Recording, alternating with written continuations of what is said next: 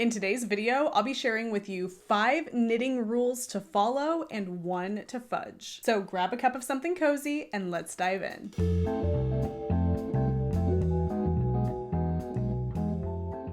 Hello, and welcome to the Wool Needles Hands Midweek Ramble. My name is Taylor and I will be your host. In today's video, I will be sharing with you 5 hard and fast rules that I think every knitter should follow. And at the end of the episode, I'll be sharing with you 1 rule that we hear all the time that I think it's okay to fudge a little bit in your favor. And just to clarify, I'm using the word fudge here to mean dealing with something in a vague or non-committal fashion, or in the sense of this video, moving things around, modifying something to work in your favor. So essentially not following the rule to a T. Okay, before we get started, do you guys see this? Classic lipstick stain on the coffee mug. Now, before I dive in, and like I do with all of my recent videos, if you would like to know more about the things that I mentioned here on the video, you can either look down below in the description box for a link to the Wool Needles Hands website, where I share all of my show notes, or if you're watching this from a smart TV, simply scan the QR code that you see in the bottom corner of the screen, and that will take you directly to the show links and all the things that I mention here on the video. Starting with rule number 5.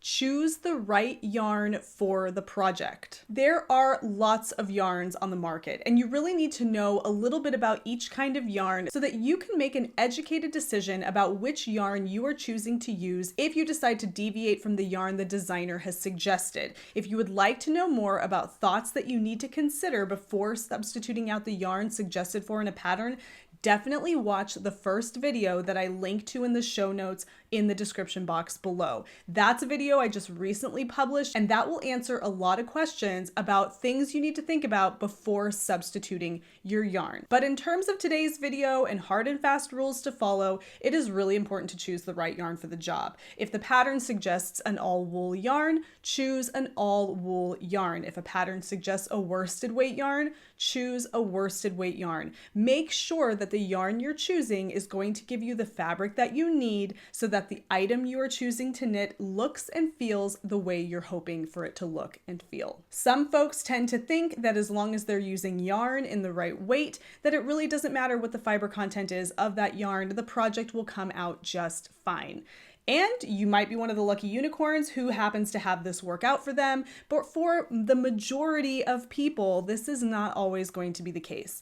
Learn about fiber content and check out that video I linked to down in the description box when it comes to substituting yarn, or to be absolutely safe, go with the yarn suggested for in the pattern, or at least stick to that fiber content and yarn weight. Rule number 4, and working our way down, read the pattern before you start the project. I have made the mistake far too many times to count about jumping headfirst into a knitting pattern, assuming I know what I'm doing, only to realize after I have made it through raglan increases that there was a small little section of the instructions that said, "At the same time, do this." Now, if you've ever fallen victim to the "at the same time" in a knitting pattern, you know exactly what I'm talking about. Now, what this is at the beginning of a knitting pattern, you cast on, and then you're given the instructions to begin a certain section.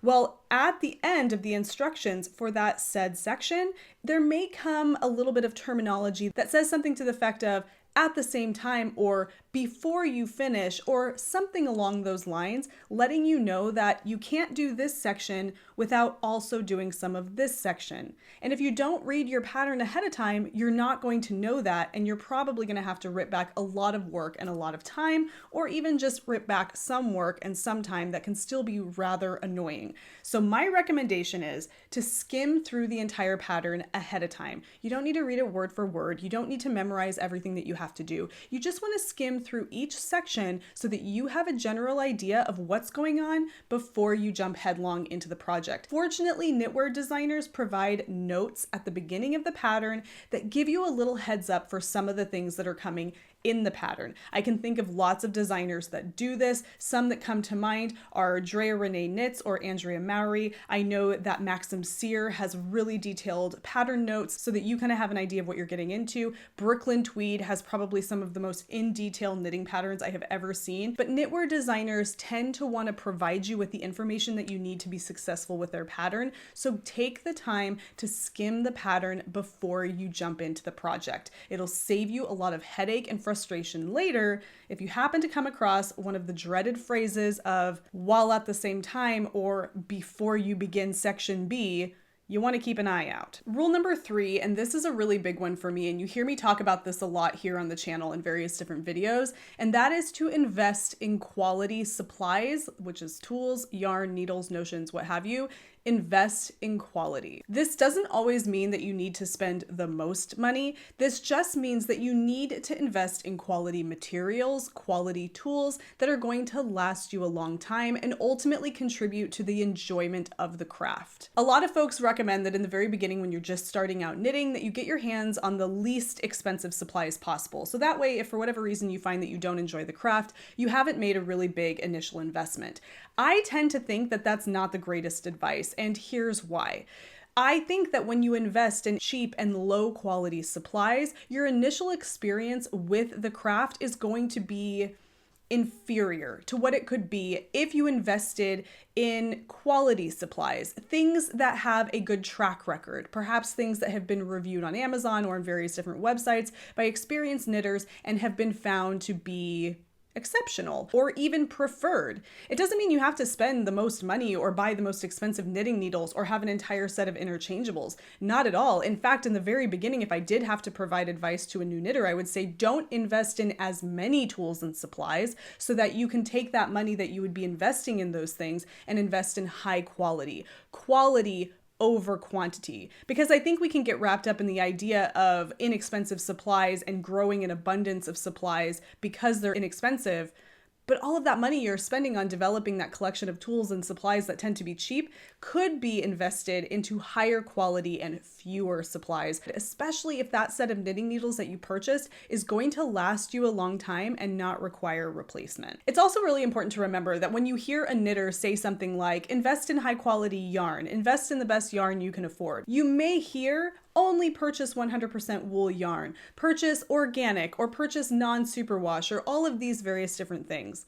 And that's not what I'm communicating here today. When I say focus on quality, that could be whatever material it is that you're choosing to knit with. If you choose to knit with all acrylic yarn because you have an allergy or you just choose to knit with that product, you have options out there in terms of quality. On the market right now in some of our local big box stores, if you're in the United States, there is an array of quality when it comes to acrylic yarn. Lion Brand has put out acrylic yarns recently that are a high quality acrylic that are very resistant to pilling, which is a fantastic option if you need to knit with acrylic or you just simply choose to knit with acrylic, as opposed to the less expensive and lower quality acrylic options that are also available. And if wool is what you're after, then there are options there as well. Some of the highest quality 100% untreated wool yarns, in my opinion, come from Joann and Michaels, which is really easy to acquire by taking a simple drive down to your local big box store if you're here in the United States and picking up a couple of balls of fisherman's wool or Patton's Classic Worsted, as you know I have a penchant for. These are things that are available to you. They don't break the bank, but they definitely sit in that higher quality tier. All right, this one's out of left field just a little bit. Now, if you're not familiar with Ravelry, it's an online knitting community. I definitely suggest you look it up because it might be something that you'd be interested in getting involved in if you are a knitter or a crocheter. So I should say it's an online knitting and crochet community, just fiber crafts pretty much in general. Now, a lot of us use Ravelry. A lot of us love to scroll through the hot right now projects on Ravelry, and we love to imagine all of the gorgeous projects that we're going to knit. Here's my advice for you. Stop using your Ravelry queue as a favorites dump. If you're scrolling the hot right now patterns on Ravelry and you see some that you love, don't add them to your queue because down the road you think you're going to work on them. Add them to your favorites. The little heart that comes up at the bottom of each of those or at the top, wherever it is on the app that you're using, add them to your favorites. Categorize your favorites into bundles. In fact, I have a video where I share exactly how to do this, and I'll link to it down below in the show notes. But don't use your Ravelry queue as a place to store projects that just happen to appeal to you. Sure, you might knit them down the road, But a queue is more short term. It's where you put things that you have plans on knitting in the short term, not in your lifetime. So go through your Ravelry queue. If you notice that you have more than 10 projects in that Ravelry queue and they've been sitting in there for quite a while, you need to rethink how you're using your queue. Only put things in your Ravelry queue that you have plans on casting on within the next 3 months.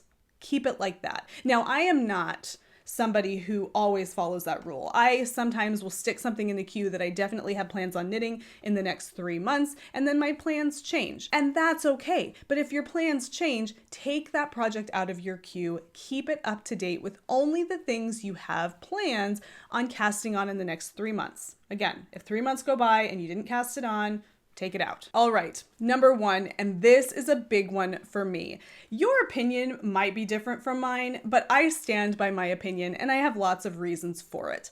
Always block your knits. If you don't know what blocking is, I will link to a really great article down below in the show notes by the lovely Elizabeth Smith Knits, where she talks about the blocking process. I will also link to 2 videos where I show you how I block my socks and how I block my sweaters. I think that this is an absolutely integral part of the knitting process. It takes your knits from looking accomplished and finished to looking absolutely put together and ready to wear. You do not need any special tools to block your knits. There are things that you can purchase to make that process easier, but if you have a bathtub, if you have water, and if you have a beach towel, you can block your knits. Here are some examples of before and after provided by Elizabeth Smith Knits over on her blog of what items look like before and after they're blocked. Just take a minute to let it soak in.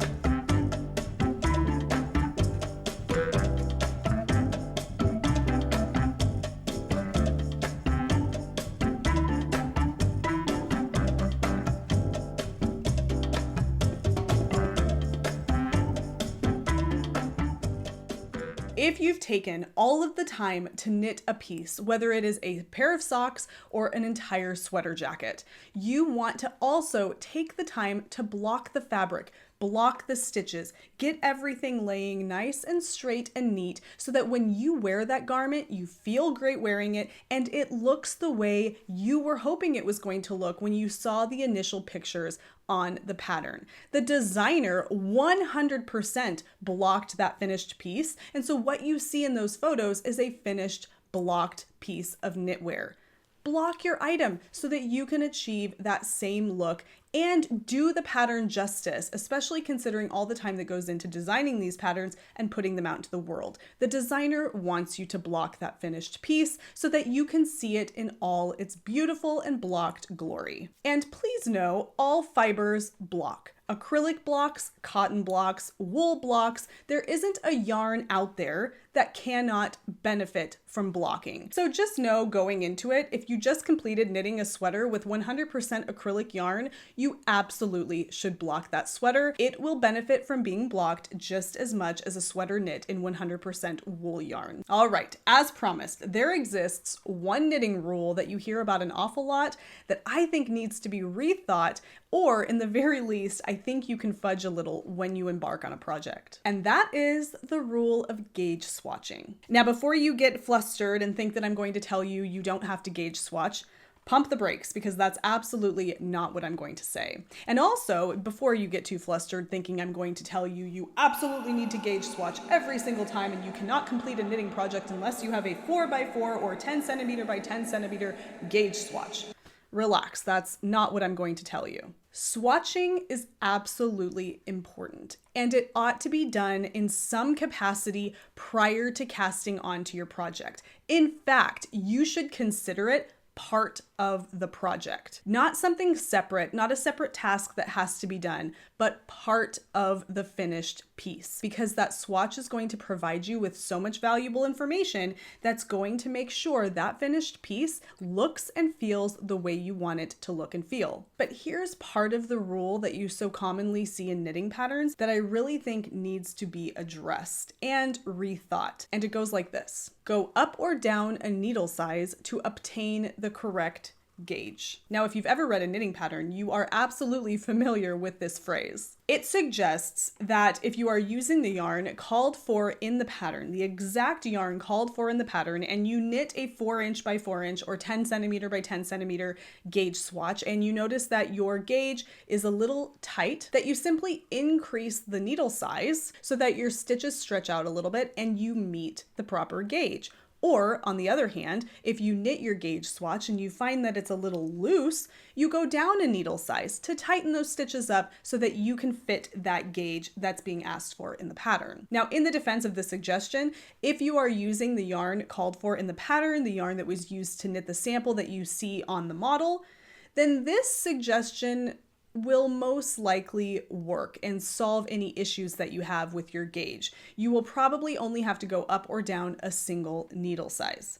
Probably. However, we're not always using the exact same yarn called for in the pattern, or we may be using the exact yarn called for in the pattern, but our gauge is so off that we would have to go up or down at least 2 needle sizes to obtain the stitch count that's being asked for in the gauge of the pattern. And that's where things get a little hairy, in my opinion. Now, when you're only going up or down a needle size, you're really not going to change the consistency of the fabric all that much. Going down a single needle size isn't going to cause your fabric to be too dense, and going up a single needle size isn't going to open up your fabric all that much. And those 2 changes in needle size might be all that you need to achieve that gauge. However, for a lot of us, going down a single or up a single needle size is not enough to meet gauge. And once you go beyond 1 needle size, now you're starting to compromise the fabric of the swatch. And when you're compromising the fabric of the swatch, you're also compromising the drape of the garment or of the piece that you're knitting. And that can send you into murky waters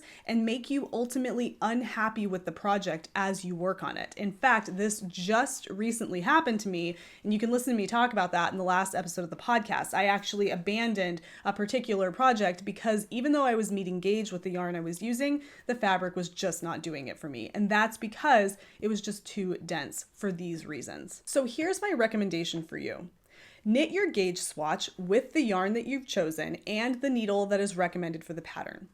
Feel the fabric. Do you like the way that it feels? Does it lay over your hand or over something like a pen or a pencil and drape nicely? Do you think that it matches the way that the garment looks on the model? Zoom into the picture of the garment. Look at how that fabric lays over the person's body. Does the swatch fabric that you have here give you the impression that it's going to do the same thing for you? Now, you're very limited to what you have access to. It'd be lovely if you could actually see the sample that was knit in the photos, but you don't always have that kind of access. So you really have to use what you have at your disposal to make these decisions. But looking at your swatch, feeling the fabric, seeing how it drapes, how it feels in your fingers, that's going to give you a lot of information. And in my opinion, that experience with the fabric of the swatch is far more important than your stitch per inch gauge count. Now, your gauge is important, absolutely, but you can't use a needle size and a yarn that's going to give you a really dense swatch, even if the gauge is appropriate. So you're going to want to take that swatch, and if it works out to be just lovely fabric, you love the way it feels to knit the swatch, you love the way the fabric feels in your fingers, and you know the drape is going to be just right, what you need to do is figure out your gauge for that swatch. How many stitches per inch are you getting in that swatch? How many stitches per 10 centimeters are you getting in that swatch? Write that information down and then look at the pattern. There's some math that you can do, which I share in a video that I will link below, and figure out which size of that pattern you should knit based on your gauge in your swatch. If you would like to hear me share with you exactly how I go about doing this and exactly what math I use to figure out how to use my gauge swatch and my gauge to determine which size I should be knitting in a particular pattern, you're going to want to watch the video that pops up at the end of this video. That's going to give you all the information that you need to give you more confidence to knit a pattern that you want to knit with the gauge gauge that you get in the swatch that you love. Well, there we have it, folks. Those are my 5 rules to follow and 1 to fudge or modify. If you would like to know more about each of these rules that I share with you here, I have provided links to either videos that I have produced or blog posts that I have found that provide information to go further on each of these rules. I do have future videos coming out on fiber content of yarn and how and when to use those things, so keep an eye out for that. And in terms of gauge swatching and determining your size in a knitting pattern using my technique, you're going to want to watch the video that I link to at the very end of this video. It'll pop up on your screen, and I will also provide the link in the show notes for today's video. As always, thank you so much for taking the time to hang out with me today. If you took value or learned anything from today's video, don't forget to give the video a thumbs up, definitely subscribe, and click the bell icon so you can be notified anytime I upload new content here on the channel, which is every Wednesday and every Sunday. Until we meet again for Sunday's episode of the podcast, happy knitting, happy making, happy whatever it is that you're doing. Take care, be well, and I will see you soon. Bye.